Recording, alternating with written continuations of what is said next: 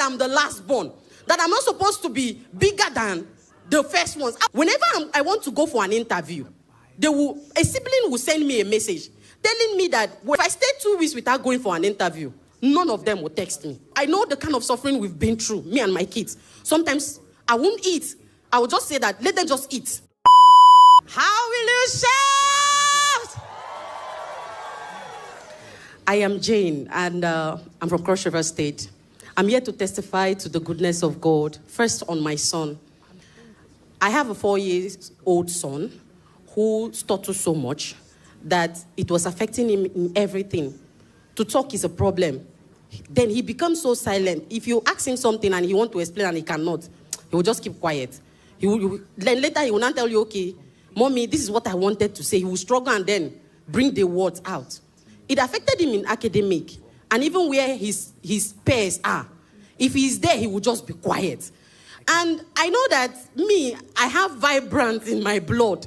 And I wanted him to be so vibrant because this boy loves singing. When he can sing, when his voice is clear, he will sing. And I told God that, please, I know that this boy can sing. And I don't want this tamarind to become something that will block him from his destiny tomorrow. Maybe your call for him is to sing.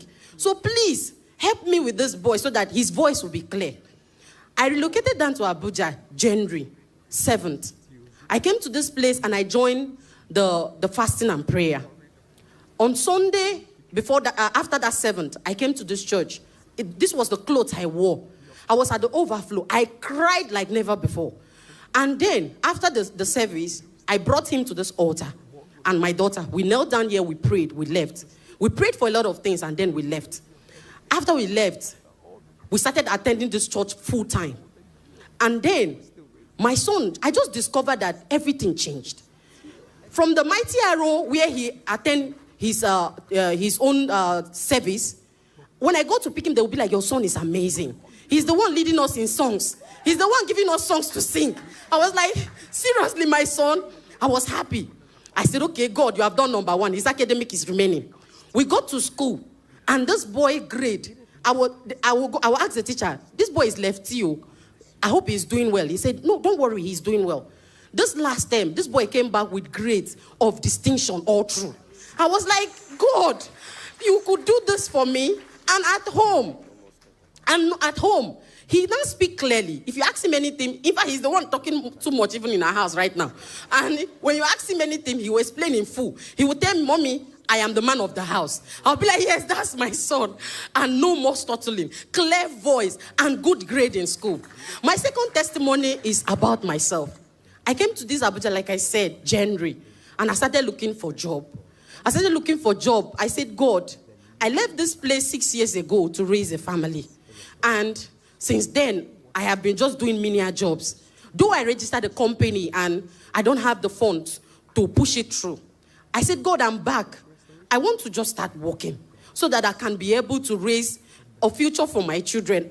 My kids should not suffer. And because I know the kind of suffering we've been through, me and my kids. Sometimes I won't eat. I will just say that, let them just eat. I will sleep. And I find it difficult. Then, I had the pattern that was going on. Before I came down to this place, God asked me to leave where I was. God told me to relocate. And I followed that word. I said, God, how you will do it, I don't know, but I'll relocate. And I got to Abuja. When I got here, I came to this altar. I said, God, you said I should relocate. I'm here now. Do what you know how to do best because it's only you I have. And when I came here, I started applying for jobs. Brethren, I will get to the job interview. I will get to where they are interviewing me. And they will just tell me, okay, the position you applied for, we are giving it to another person. And you are not, they won't even interview me. I'll be like, what happened? Then I kept going for interview. I didn't know that there was something that was following me. A pattern was following me because whenever I want to go for an interview, a sibling will send me a message telling me that when we graduated from school, I'm the last born. I was the first person to get a job, and I was doing well. That when I was doing well, I was helping them. It was pride. That now that I'm down to my low, that they are going to see how I will grow past this. That I should know that I'm the last born. That I'm not supposed to be bigger than the first ones. I'll be like, what is this?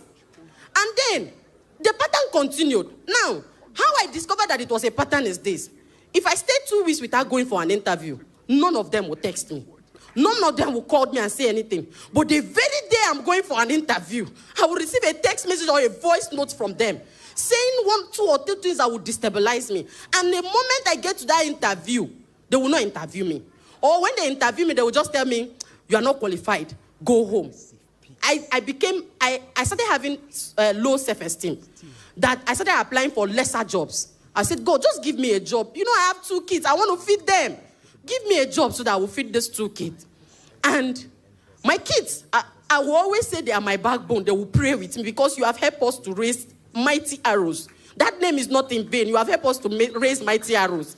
And then, I came to this church on Monday. I told God that I dressed up as if I was going to work. My kids asked me, Mommy, do you have a job? I said, yes, so I'm going to job. I have a job now. Which job? I said, hey, don't worry. When I come back, I'll tell you. I got to this place, and that day was naming ceremony. Pastor prayed. I prayed. I removed 3 CV. I removed 3 CVs. And I told God, I'm going to have 3 offers. And out of these 3 offers, I'll be the one to choose. They won't be the one to choose for me. I'll be the one to choose from them. After the naming ceremony, I went for an interview. As I was going, I received a mail I should go for an interview. I went, the lady saw me. On my way going to that interview, a sibling of mine texted me again. He said, you once owed me, and I didn't remember to tell you.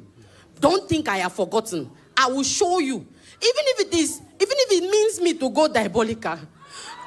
Pastor, I lost my mom last year, and after that, there was an hatred. They felt, my mom left my house 8 days before she died. And they felt that maybe I didn't take care of her well before she died. But when before my mom passed, my mom told me to pack all the drugs I bought for her. She kept the sachet, I don't know why. And she went to give it to them and told them that I took care of her. But from then, there was an hatred over my life that I am the one that killed their mom. And that was how all those negativities started. So when I received that message on Monday, I said, devil, you come late this time around. It will not happen. This pattern would break today. After that day, I went for that interview, and the lady just said, I don't think I will interview you. Go. I was like, why? She said she don't have any explanation. I left. I came back to church from there, direct to church. I said, God, no, this one will not repeat again. Tuesday, I had another interview. I went for that interview with the CVs I blessed from this altar. I went for that interview. They said, give me your CV. I gave them that CV. They collected it. And they said, okay, tell us about yourself. And when I started talking, the lady was like, hold on. This position is too small for you. Hold on. I was like, okay. Just go outside and wait for us. They interviewed others. I came back inside and they said, we want you to be... I applied as executive assistant. And they told me, we want you to be our business developer. I was like, wow. I said, okay, fine. Since I've not received a mail from them, I said, okay, let me go for another interview that they sent me mail. I went there again as an accountant, as a cashier, and they gave me the general manager of that organization. The lady said, your experience is too much, and even though your CV is not really telling the experience, what you know is more than what your CV is carrying. And I remember that Papa said that in one of the service, he said we should go extra. He said in that service that the 10 virgins, that we should go extra. We should go with our extra. So when I went for that interview, I went with my extra. And God, from a cashier, they gave me a position of the general manager. I said, okay. They said, oh, they will send me a mail. I said, I'm waiting for your mail. I went for another interview on Thursday again. And they said, I applied as a cashier too. And they told me, no, we are not going to be a cashier because what you know is more than what your CV is carrying. You didn't even put all this experience you are seeing in your CV. And they said, we want to make you our accountant. I was like, wow, this is only the hand of God, because after Pastor renamed me in this altar, everything changed. And now, as I'm talking to you, I have 3 offers I have 3 offers to make choice by myself. And I have made a choice. I'm reasoning tomorrow. On Sunday, I was in this church shouting because I will shout. This is the only place my steez. I don't know what is steez. If I get to this church, I will shout. As I was here on Sunday without a job. Today, I have 3 offers. Negodu, I have 3 offers. I am the one to choose, not them to choose for me. And as I'm talking to you, I'm resuming tomorrow. And the pattern has been broken because as it stands, I am no longer that person they said. What God cannot do. What God cannot do. When you come to this church to shout, don't stop shouting. No. Even if your neighbor is telling you are shouting too much, shout. If your neighbor is telling you are not dancing well, dance. If your neighbor is telling you are disturbing them, excuse them and dance. Because God is in this altar. Pastor, thank you. Thank you. I will tell you thank you because you have helped me raise children that praise God. You have helped me to raise children that my strength, I wouldn't have been able to do it at my young age. But these kids, my son will say, I am Pastor Jerry Jr. You have helped them to grow, to have confidence. You are their role model. Thank you very much. Do you know that my son will pray, and we will start singing as if he wants to speak in tongues. I'll be like, this small boy is speaking in tongues. And he will tell me, Mommy, I'm a pastor. I'm a pastor. Thank you. Thank you so much. And what God cannot do. Let me introduce myself again. I am Ekpe Jane Unigia. My last name is Choice. The meaning of my last name is Choice. And I've come back to this altar to judge God faithful. Because he has let me know the meaning of my name.